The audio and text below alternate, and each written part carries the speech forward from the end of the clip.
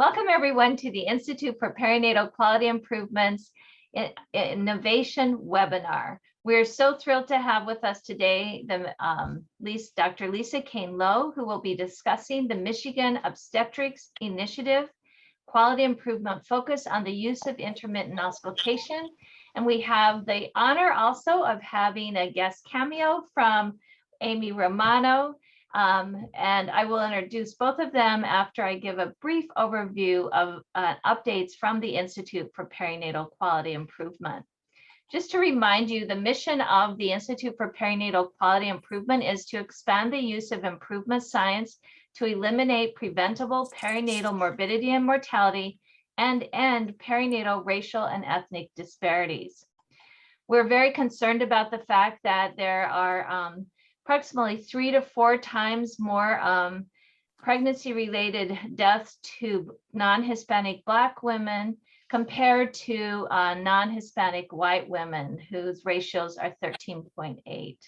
We're also concerned about the non-Hispanic American Indian or Alaska Native high pregnancy-related ratios, mortality ratios.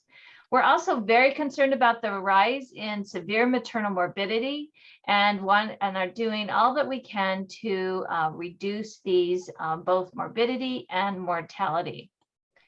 We have a very distinguished executive advisory board, and we have a very distinguished editorial advisory board who I'm thrilled to just want to thank them for their contributions to the Institute for Perinatal Quality Improvement.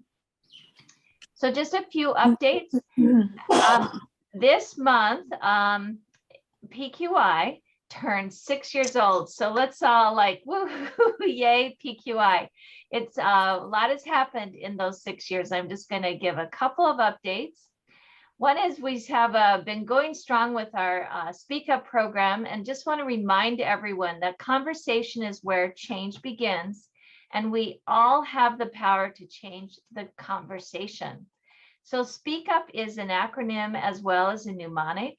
And here it's speak up against racism, set limits, practice and prepare, express your concerns, apologize, keep improving, uncover and learn, and persuade others. We have a Speak Up pathway.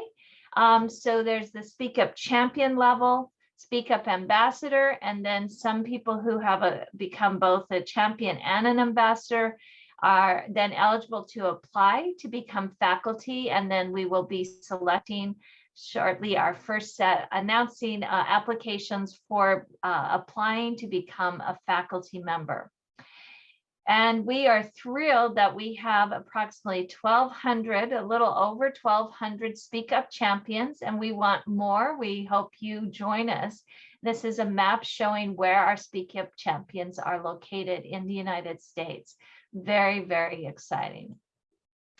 We also launch each year a 28-day challenge. This last year, we had close to 2,000 people join the challenge. If you've joined other challenges, you can still join us this coming February 1st. Mark your calendars.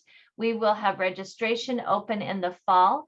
And each day you would be getting a reflection, something to learn, and an action. We also have Speak Up modules, why everyone must speak up, pledging to speak up, and how to speak up. So please check those out as well. We put out free PQI profiles where we highlight QI initiatives that others have been leading. And this most recent PQI profile, it describes how a Speak Up champion created an action-based initiative on her unit to help work on health equity. We are also working to increase the use of intermittent auscultation, and thus this particular webinar today. We're working to support freedom of movement, support vaginal births, and reduce cesarean sections. We have an intermittent auscultation module that has simulations in it that Amy Romano is the lead author of. And we are thrilled to let you know that every state in the United States has had at least one person learn from this module. It's very innovative module, and they'll be talking more about this later. And so just a reminder, QI does save lives. If you have questions for us, suggestions, please email us at info@perinatalqi.org. You can also join us as either a free basic member or as a for a nominal fee become a professional member. So without further ado, I'm going to now introduce Dr. Low and Amy Romano, who will be also giving a talk. So first, Amy Romano will be following Dr. Lisa Kane Low. And Amy Romano is the lead author of the Intermittent Auscultation simulation-based education that I just mentioned. She's a midwife who has extensive experience and expertise in quality improvement and working to improve the entire maternity care system. And she is the founder and CEO of Primary Maternity Care. Dr. Lisa Kane Low is a midwife with a doctorate, a PhD, and she is a leader in promoting evidence-based practice during childbirth and is one of the co-authors of the National Alliance in Improving Maternal Health Hemorrhage bundle and the Reducing Primary Cesarean bundle. She is also co-director of the Blue Cross Blue Shield funded Continuing Quality Obstetrics Initiative across 75 hospitals in the state of Michigan focused on reducing primary cesareans. She holds committee roles on the executive committee of the CDC, National Perinatal Quality Collaborative, and AIM Steering Committee for the state of Michigan. She's also led the American College of Nurse-Midwives Reducing Primary Cesarean Project, a national learning collaborative of hospital-based maternity care units that developed and implemented an intermittent auscultation bundle as a key component of their strategy to reduce primary cesarean births. She holds the position of Associate Dean of Professional Graduate Studies in the School of Nursing at the University of Michigan, where she is also a professor in nursing, the Department of Women's and Gender Studies, and Department of Obstetrics and Gynecology. She has a full scope midwifery practice at the University of Michigan Health System, Michigan Medicine. And so it's our honor to have her describe what the work they're doing in Michigan and help spread that information for all of us. So thank you. I'll turn the time over to you, Dr. Low. Thank you. I'm really excited to be here and to share this conversation with everyone. And I hope to have time at the end for discussion. And I will also just say that I'm working off of a loaner computer because my brand new lovely computer that they gave me yesterday self-destructed during the night and gave me that blue screen of death. So you should be able to see my main screen now, and I believe I'm going to be okay, but just wanted to be transparent in case I have a little hiccup as we go. So as I said, I'm going to be talking about the Michigan initiative that we've been working on through the Obstetrics Initiative. And I just want to give you a sense of the objectives for today's conversation. I'm going to be talking about what we did in the Obstetrics Initiative related to intermittent auscultation.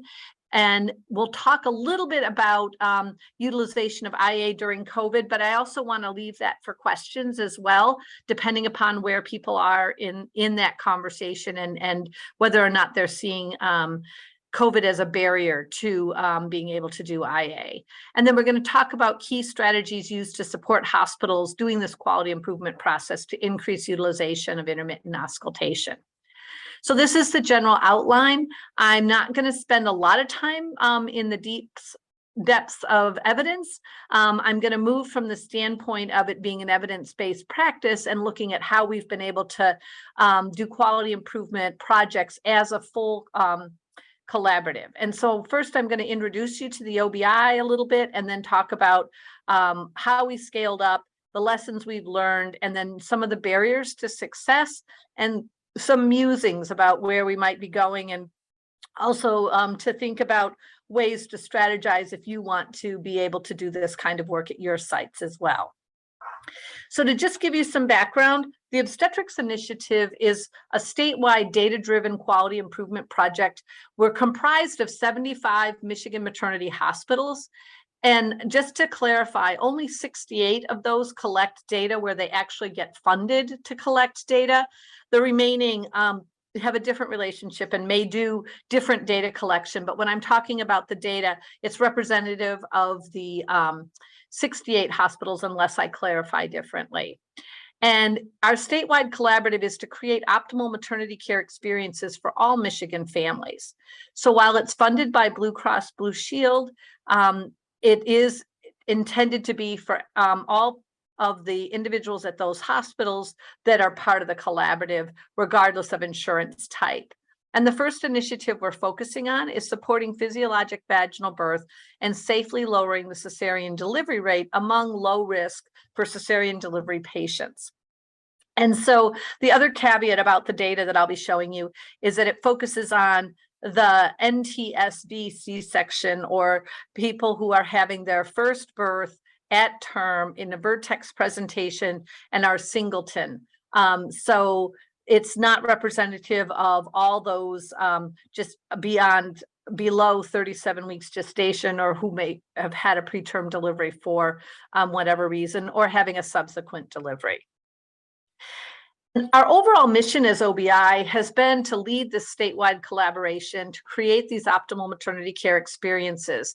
And we've looked at our aims, drivers, and strategies to do this work, especially as it looks at reducing variation in the C-section rate and obstetric care in general.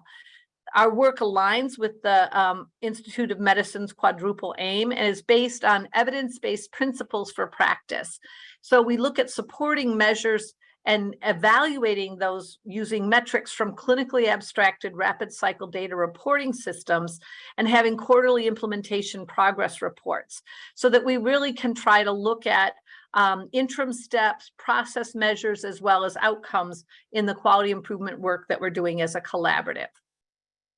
To just give you some context about this initial work, the state of Michigan has an NTSB C-section rate of 27.4. That was our baseline rate that we're using in the collaborative. That was our 2020 data.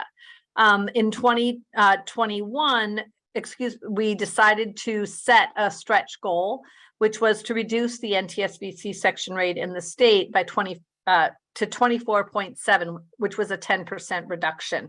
We realize that's a stretch goal, especially given what happened in 2020 and 2021, and that we're still managing through with COVID. But, and I'll talk a little bit more about that at the very end, but we've been working across the hospitals. We function with a data coordinating center and a a quality improvement team of excellent nursing and analytics staff to be able to put together the resources, strategies, and approaches to make the quality improvement work move forward. And so why would we choose intermittent auscultation as a focus? Well, I'm going to just to give some background to this conversation. You know, we know that there's good evidence that electronic fetal monitoring in low-risk patients does increase the use of cesarean births and operative vaginal delivery without showing improvement in the incidence of perinatal death or cerebral palsy. And yet it's still one of the most widely used obstetric interventions today. This is not new information. This has been ongoing. We've seen systematic reviews that also conclude that other types of fetal monitoring compared to IA reduces emergency cesarean deliveries, again, without increasing adverse maternal or neonatal outcomes.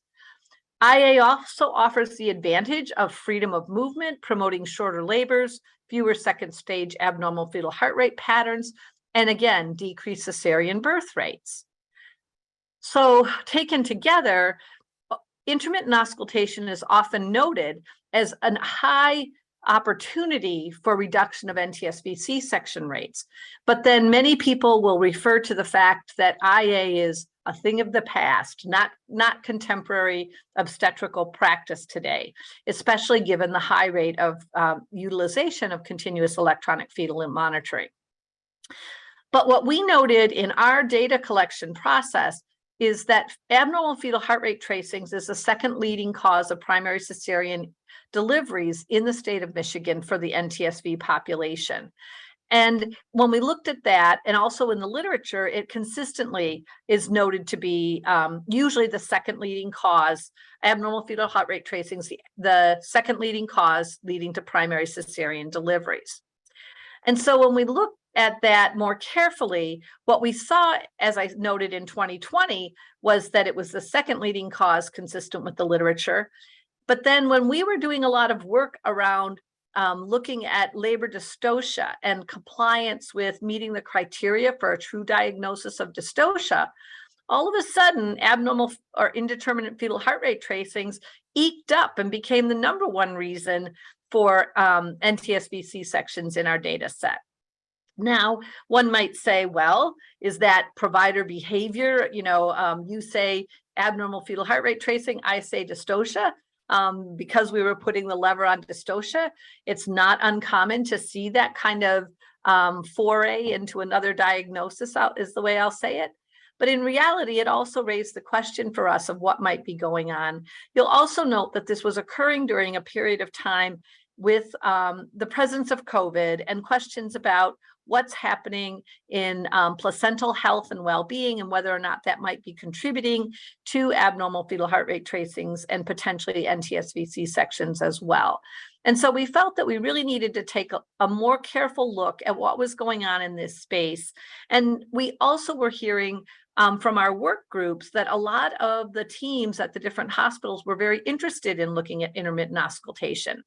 Now, I will say, as my co-director partner in the Obstetrics Initiative is a maternal fetal medicine specialist.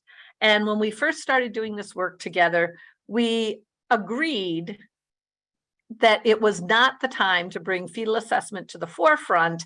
And that's why we started our work with dystocia. We looked particularly at latent labor strategies like labor lounges, latent phase labor checklists to assure admission in active labor, really stayed in that space of dystocia.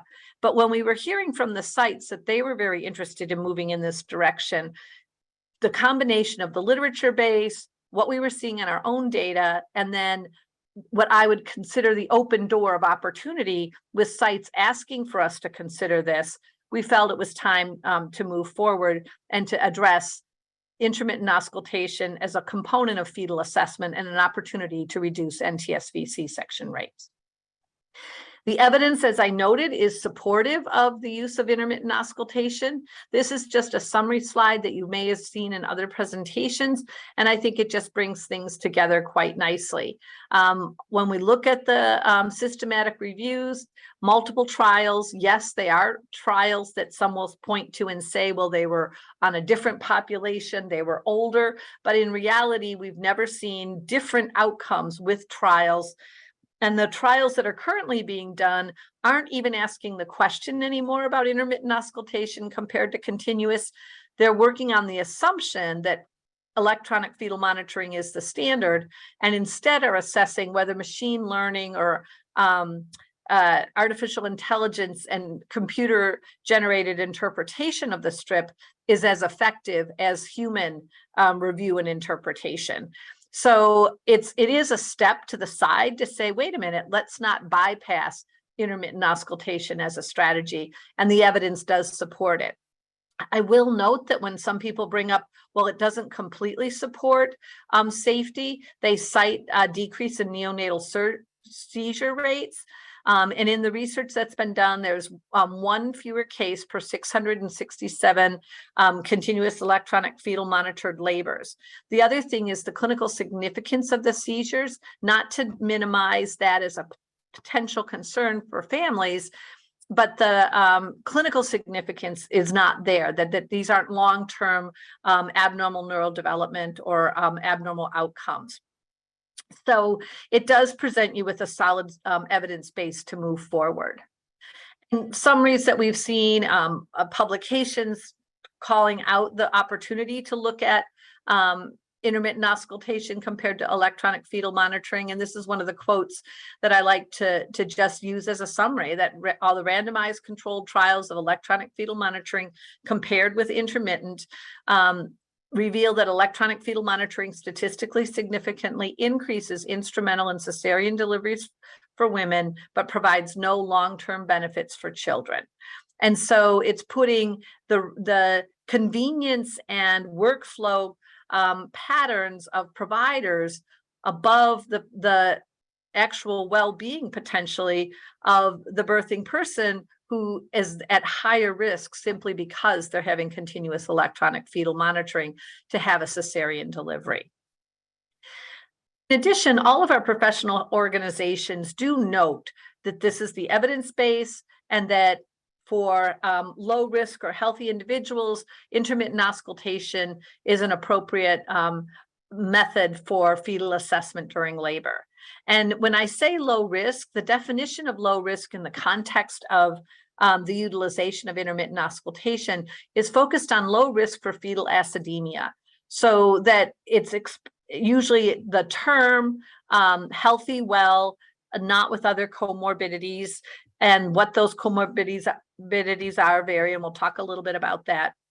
But we consistently see the space and advocacy for the role of intermittent auscultation. The American College of Nurse-Midwives, in addition, has a clinical bulletin that goes through great detail on the evidence base and strategies for promoting and conducting intermittent auscultation.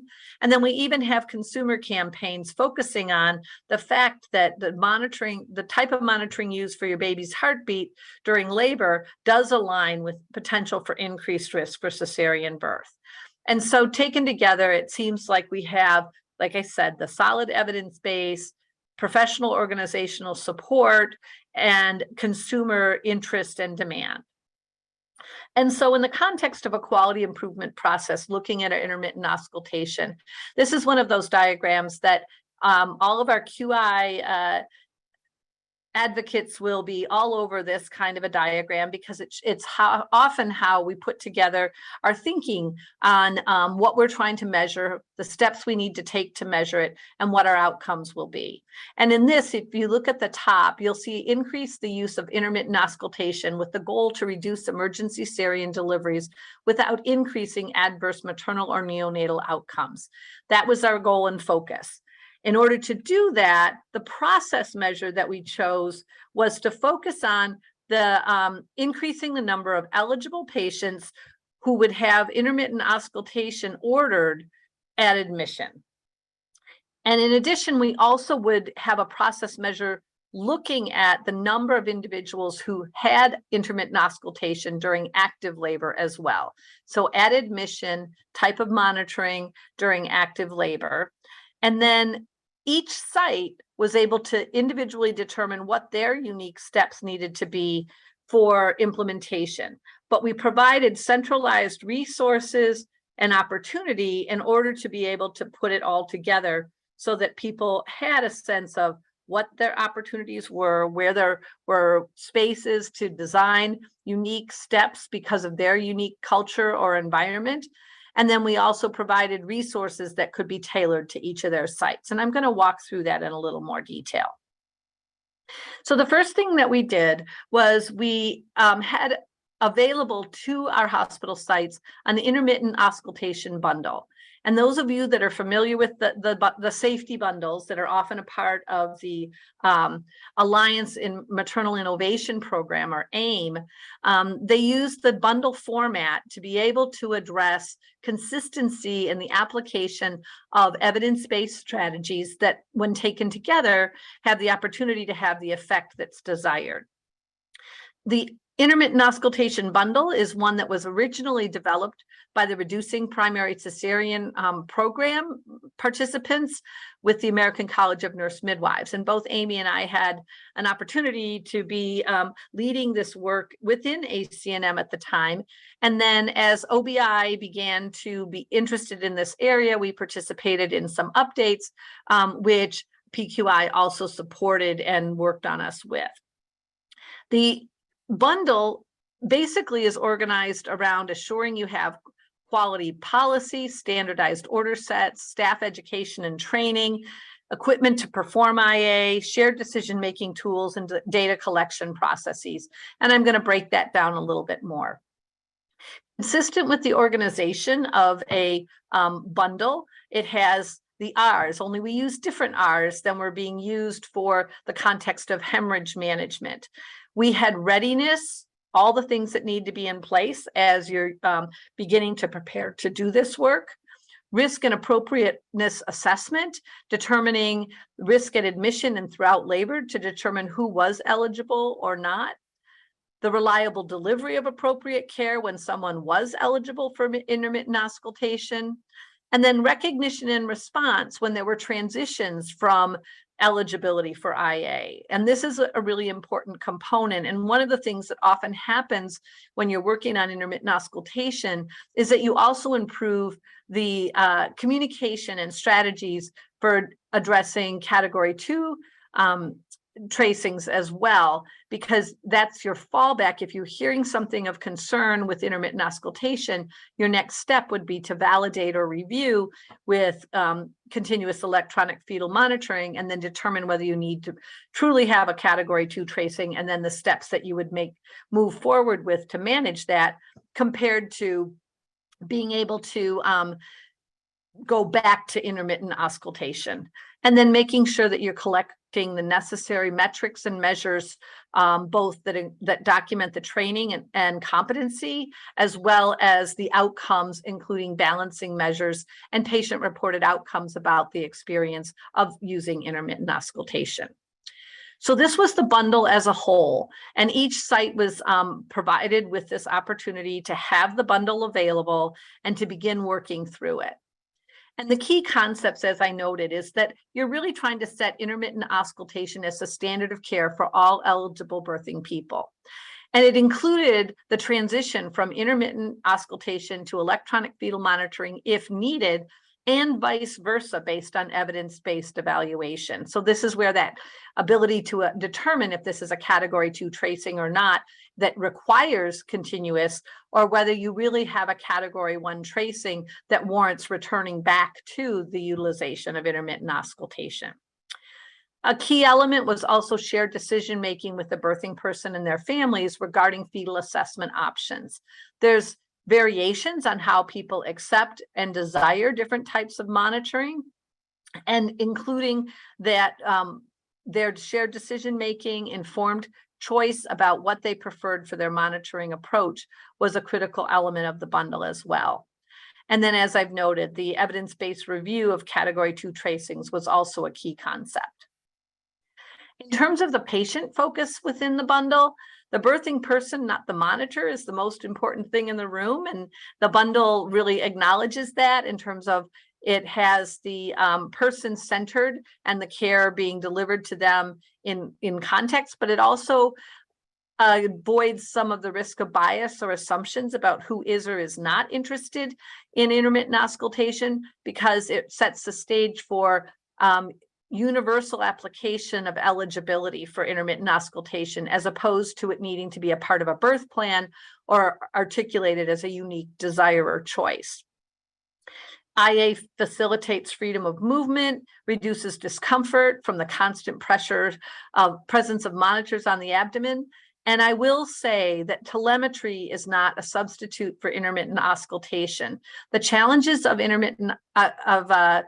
continuous electronic fetal monitoring is that you're using in a less sensitive way of screening through the evaluation of the tracing. Moving to telemetry doesn't change that problem of interpretation. It just does allow for some increased flexibility and freedom of movement, but it hasn't been demonstrated to be less likely to result in C-section at this time. There may be some theoretical opportunity there because of the ability to have increased movement, but the interpretation has been the barrier, the misinterpretation of category 2 tracings, which is still a byproduct of the continuous electronic fetal monitoring. So telemetry is not equivalent to intermittent auscultation. And this is just highlighting the different ways under each of those R's that we highlight shared decision-making as a critical component of the application of this bundle, both in terms of the education that's provided about the availability of intermittent auscultation, making the shared decision about its utilization, keeping the family and patient informed about the assessment, what's being learned about, what's being evaluated and how it's progressing, and then involving the individual in shared decision-making about transitions from intermittent auscultation to continuous and what the indications are, and then including patient-reported measures as a part of that as well. So really threaded this throughout, and this aligns very strongly with an OBI principle of supporting health equity and shared decision-making throughout all of our quality improvement work. So that was the background resource tool, having the intermittent auscultation bundle. We then moved into preparing the sites for success. And in order to do that, we felt that our job as a coordinating a group was to provide all the necessary resources, some which would be standardized. For example, the bundle is a standardized resource tool, but then there was tailoring opportunity, the type of education that might be provided or what vehicle would be the best form of education at the site. So we provided resources that could also be tailored. And I'm just going to kind of walk through the way that we launched the quality improvement practice. We had the timeline to prepare for launching the IA bundle was that we offered education about the option to do this quality improvement project. And just as a way of noting, sites had the opportunity to select one of 3 options around fetal assessment. They could choose to implement an algorithm for Category 2 management. They could choose intermittent auscultation bundle, or they could choose implementation of team birth, which is a form of team communication through the use of standardized tools and resources, including a patient-centered huddle for communication and shared decision-making. If they were using team birth, that was one program, but the element of the team huddle was present in both the intermittent auscultation process with shared decision-making, as well as in the Category 2 algorithm, and I'll highlight that in a minute. So they were given the opportunity to choose their QI project, and of those, 19 selected intermittent auscultation. We then had resources and training for the sites available starting in January and February, and beginning of March this year, they were doing site level implementation and data collection. So we made sure that they had available on our website, which is obstetricsinitiative.org, the different resources from the professional organizations, including professional standards for staffing. This becomes a common issue that's brought up, is that we can't do intermittent auscultation because of staffing as a barrier. And so we use the standards to demonstrate that it's not unique to intermittent auscultation that you need one-to-one care and active labor, but that's actually the staffing standard. And then understanding best principles and practices for the implementation. All of this was in written form. A1 also offers some additional coursework and training, as you all know, in fetal heart rate assessment in general. Part of our education and training included having a webinar that started before the launch, so that sites had the opportunity to participate in the webinar that was conducted by Amy Romano, who we'll talk to you a little bit more at the end of this time together. And in that session, it was also a space where the sites could then distribute the recorded webinar to the rest of their staff teams, or use that as a vehicle for their conversations in staff meetings to prepare for their launch. You'll hear more about the intermittent auscultation training, but through the OBI collaborative, we made available the training to the hospitals that selected doing intermittent auscultation. And we strongly endorse the value of this training because, as you'll hear, IA is often seen as a quick thing that's done. It's low tech, it's straightforward and simple. But in reality, just like there's training to do any kind of safe care, there's also inherent training and skill involved in intermittent auscultation. And this program really provides a simulation-based approach to doing this. And Amy will talk a little bit more about this. But we felt that it was really important to have a standardized training approach. Now, this approach uses an individual training. There's also a space, and we're working on what to do when sites need group training, because that's their staffing model. And Amy will probably have some insights there as well. We also provided examples of standard ordering sets. One of the things that was pretty consistent is that if you had a hard stop where it was a automatic default to intermittent auscultation and you had to select the reason for not doing intermittent auscultation, that this promoted more rapid adoption of intermittent auscultation, because you actually had to make a conscious decision about moving to electronic fetal monitoring with indication. And this is an example where if you selected continuous fetal monitoring, then there was a pop down that you had to document the indication for that. And there was a preset list. There was an other, so you could free text, but it did require that thoughtful stop moment before it was an automatic default to EFM instead of IA. And this is just another example of documentation that can be done in the context of either a nursing note or provider note that addresses the use of intermittent auscultation in contrast to the pre-fill that's often present from electronic fetal monitors into the medical record. And then this was not provided directly through OBI, but in other projects I've been a part of, they offered what they called the Doppler kit. This is an example from University of Minnesota's team where they packaged all the equipment together. And this is a critical thing. Finding Dopplers, having them available when there are eligible patients is a key feature as well. And so this was a way to package everything into one space, and also to provide some cheat sheets about the documentation, interpretation, and what should be done for that documentation, having these little laminated cards. So that was, because it was a sea change and doing this new skill set, this was a helpful way for people to be able to do that and have reminders. And then you can't forget patient education as a component of this. We often are ready to do things from the bundle implementation side and forget that we're doing this in the context of a care situation. So consistent with shared decision-making and supporting autonomy in decision-making, assuring that you also have information about fetal assessment. This was an example that was developed by one of our DNP students, Chloe Miller, who put this together as a resource from the OBI that any of the sites could use. And if they needed to tailor it in some fashion, they could also do that. And we were using QR codes that would then let people who wanted more detailed information have access to the resources as well.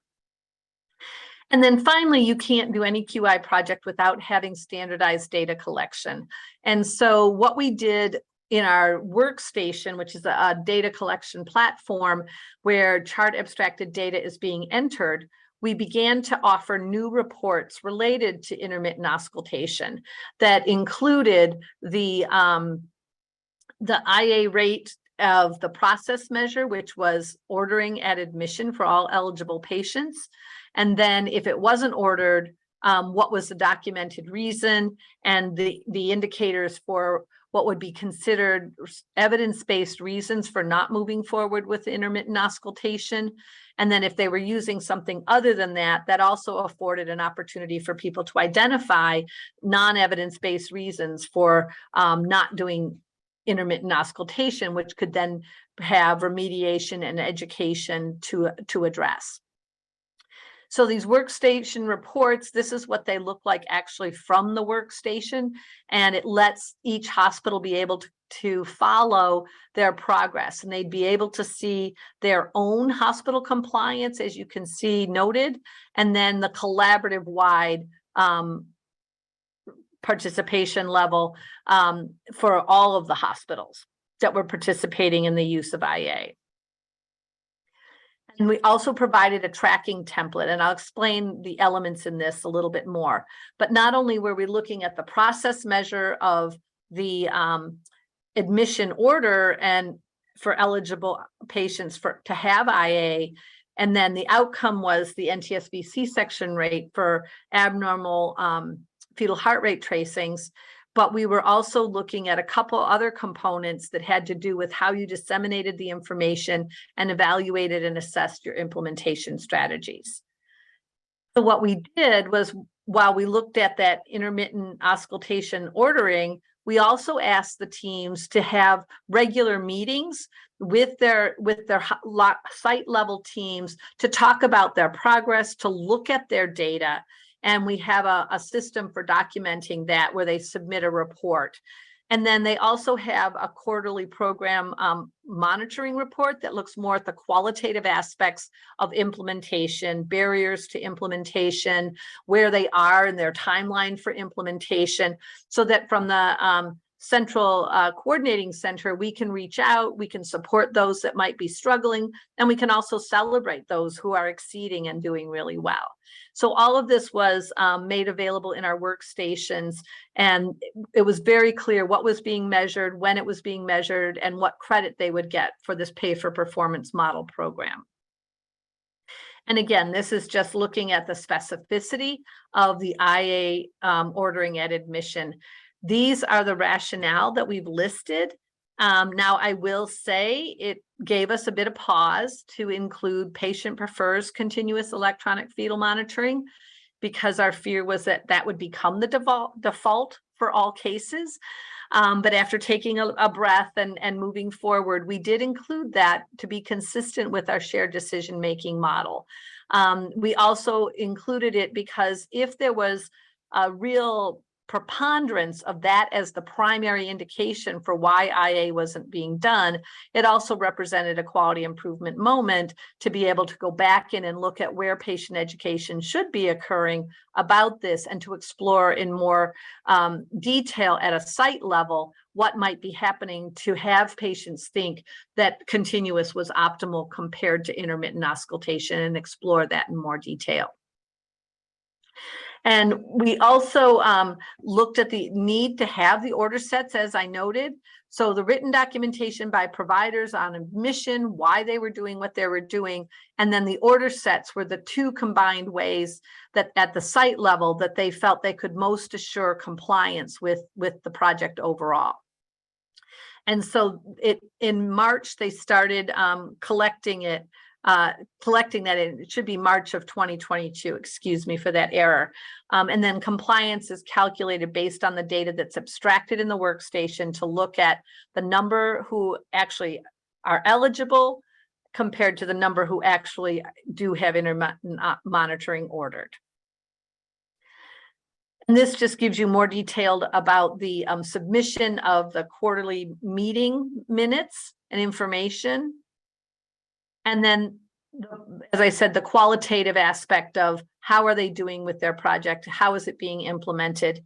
And as we noted, tell us your success or tell us your failures and how you moved past them, because that's all part of the QA process. And this just documents to you the purple diamonds that are in here are patient-centered huddles with our application of our Category 2 fetal heart rate algorithm. And the reason I bring this in is that this, while it is a difficult spaghetti chart to follow, it does note that anytime you have a Category 1 tracing, the question of a patient-centered huddle to determine the next step for monitoring our fetal assessment during labor should occur with shared decision-making about whether that individual is interested or not in intermittent auscultation compared to continuous electronic fetal monitoring, because it's the Category 1 tracing or Category 1 assessment that would be indicative of healthy, low risk, and ready for intermittent auscultation.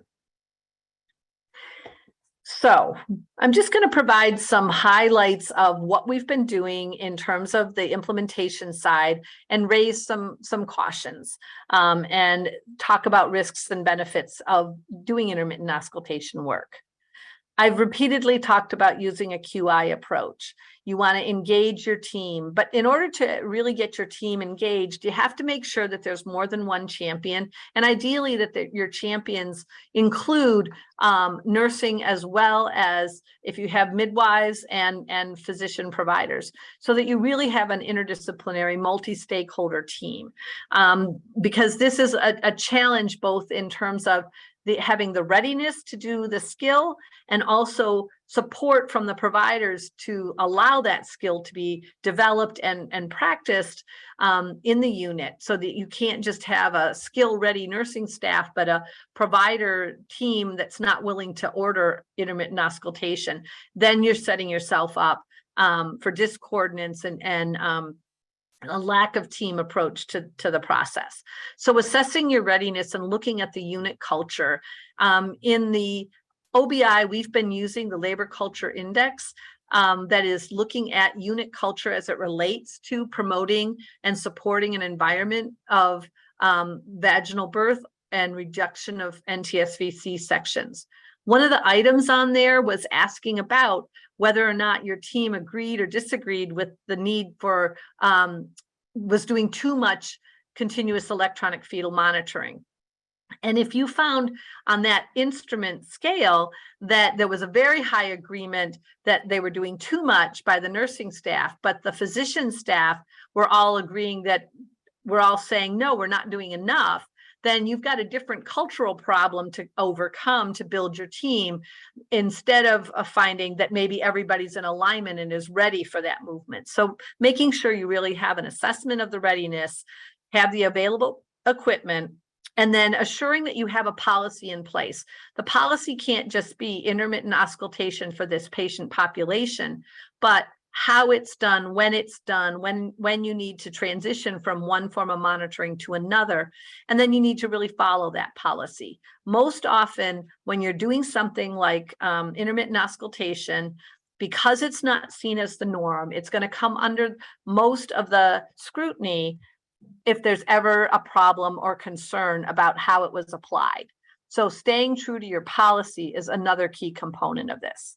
Making sure you have the education and training time, both for providers as well as patients, and that it's not just nursing, but that you're also assuring that all providers understand the skill and quality of the skill set that's in place by the nursing team members. Plan for a clear launch date so that you can mark the time that it's launched and celebrate successes at regular intervals. Have your metrics and measures in place, and then adjust as needed, but don't fix the wrong problem. We have had some examples where we have 100% accuracy in ordering because it's a default order, but we have almost 0% active labor intermittent auscultation use because it wasn't done as the follow through to the order. So you have to make sure you're really looking closely at which process measures and which outcomes you're trying to accomplish. I just highlight this as an excellent resource written by Amy that looked at a multi-method improvement practice to strengthen IA use among nurse midwives and nurses. And this really talks through an 18-month program process where they looked at training, education, and uptake of policies and procedures to assure optimal assessment using intermittent auscultation. And then I just want to highlight another resource and say that it's easy to talk about scaling up intermittent auscultation and to look solely at the bundle, but in companion to the bundle, you also need to be thinking about why hasn't intermittent auscultation been the go-to standardized approach for fetal assessment. There's a number of different reasons, and I'm not going to take a lot of time here to talk through them, because they relate to the whole process and ways in which we see maternity care, in addition to some things directly aimed at intermittent auscultation per se. But I offer this table that comes from an article on maternity care providers' perspectives on barriers to utilization of intermittent fetal monitoring. I was one of the co-authors with our team with Ray DeVries, Sonia Dalson, and the first author was Megan Chewy. And what we looked at was focus groups of providers and identified what they saw as barriers, what was a a companion facilitator, and then what might be some strategies to overcome those. And so this is available resource and citation. And I encourage you to look through this as you're thinking about how your unit might respond and where you might need to put a little bit of extra emphasis in addressing individuals' fears who maybe have had negative experience or no experience in conducting the use of intermittent auscultation, to also making sure that those who are strong champions are also clear on the limitations and the policies that are in place in order to keep everyone safe. So in our process of this work, it is a significant paradigm shift. And as I said, IA can be under the microscope. We all know unexpected outcomes happen in the context of maternity care.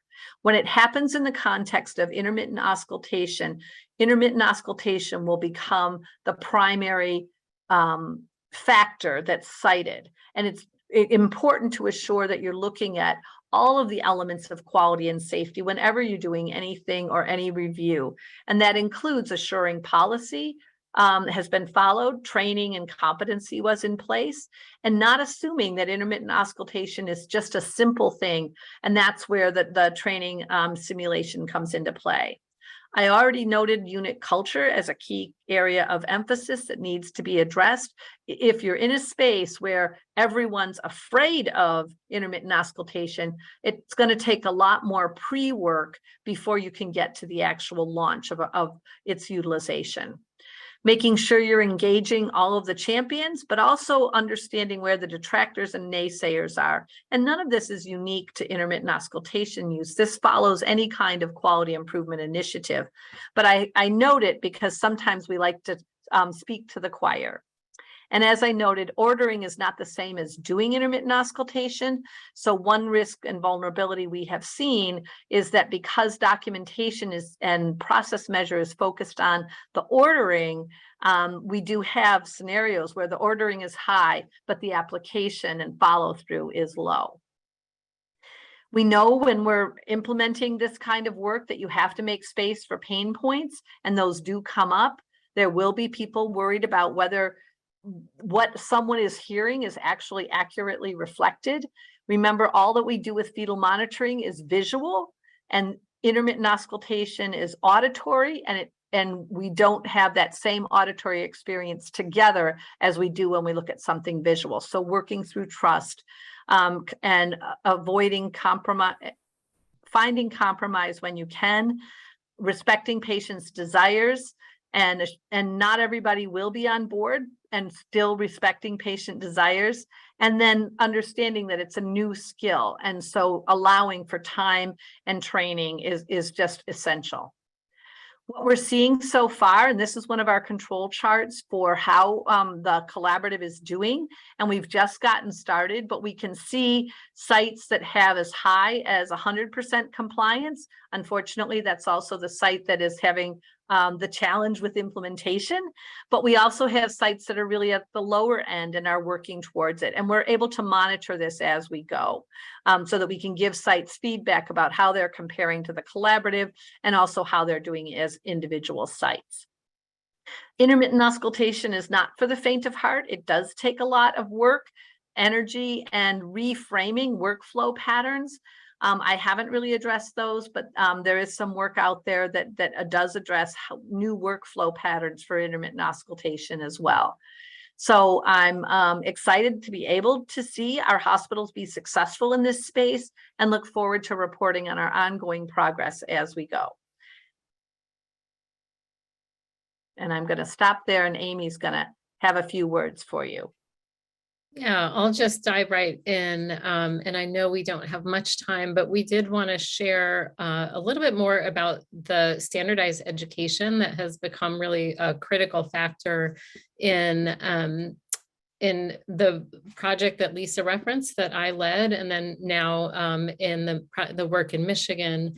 And sorry, I obviously can't talk and oops, do this at the same time, slideshow.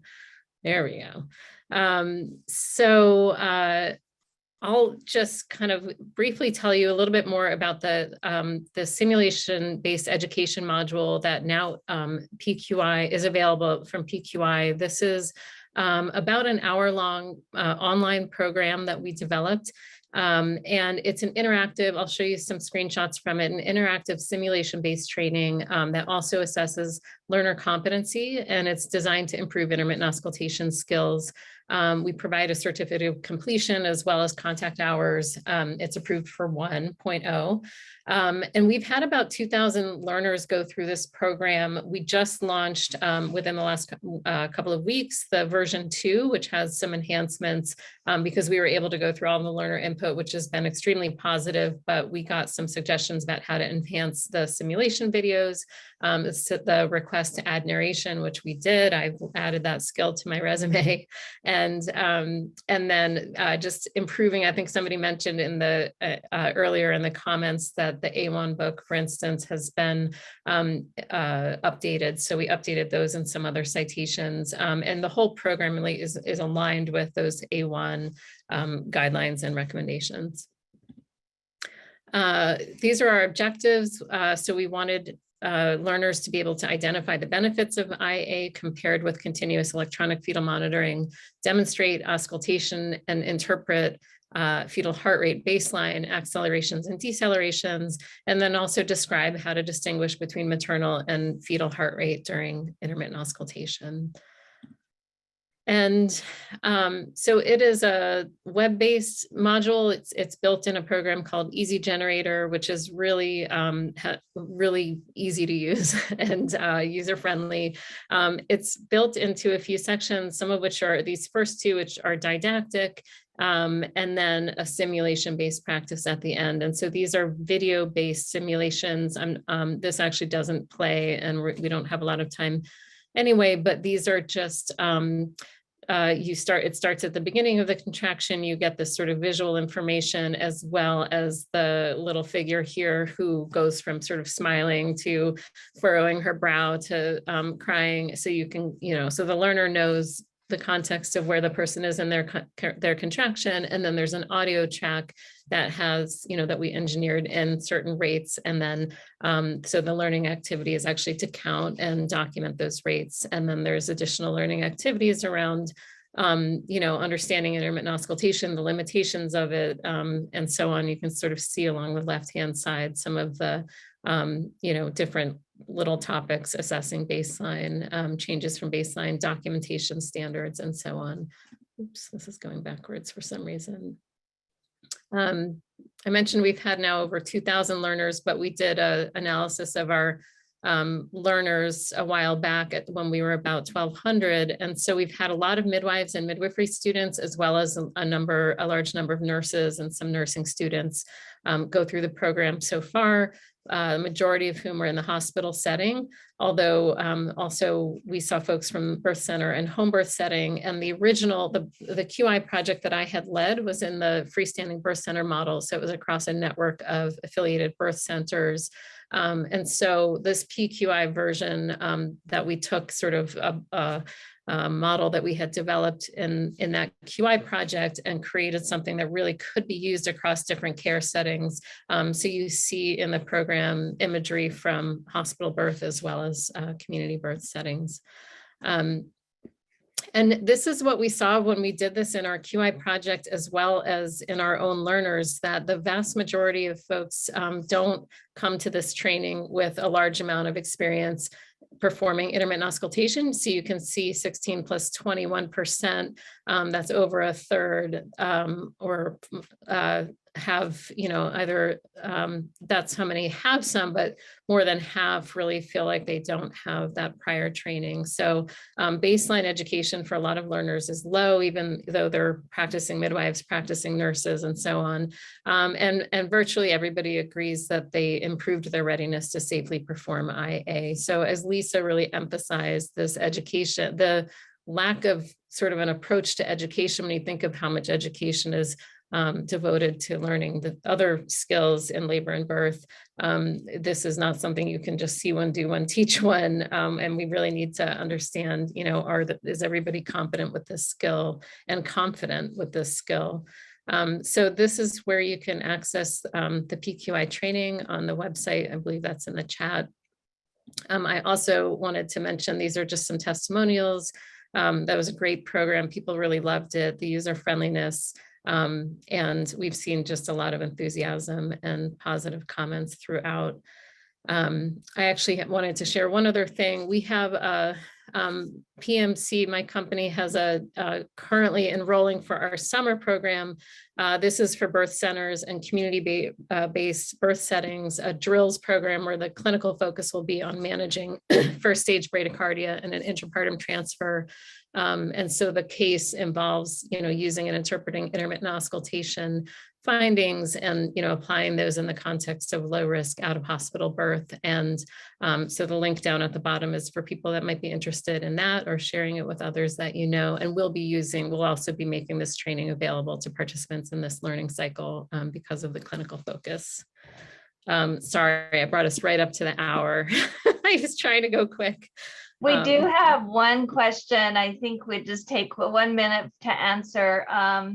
And this was around if you would just speak to not using fetal monitor as the tool for IA, like whether you feel strongly around Doppler versus, yeah, so. Yeah, go ahead, Lisa. Yeah. Well, no, I mean, I think we're both in alignment that as soon as you start using the fetal monitor, then you start interpreting a tracing, as opposed to responding to the skill set, which is the auditory evaluation of the fetal heart rate. And so, Amy, I don't know if you want to tag to that or. Yeah, I would just say if you're using the machine, it's getting these little snippets rather than a longer, continuous strip, which is, really what the standard is in terms of how you interpret it. And so it really, as much from a risk management perspective, so certainly from a risk management perspective, but also just, I think for other reasons as well, it makes sense for always to rely on the Doppler when you're doing IA and a continuous fetal monitor when you're doing CEFM. Well, thank you so much, both of you. This was very, just very useful information and so packed with information. We will be making this audio recording available to all of you. And I did put in the chat that there is a promotional code. It's only 24 hours that you can use that. So feel free to, if you want to check this out. And then Amy put her link, and then Lisa put her link for all of the tools and information that she shared. So you're richly rewarded by this webinar. So thank you for coming, and we look forward to future webinars with all of you. And we'll talk to you soon. Thanks, everyone.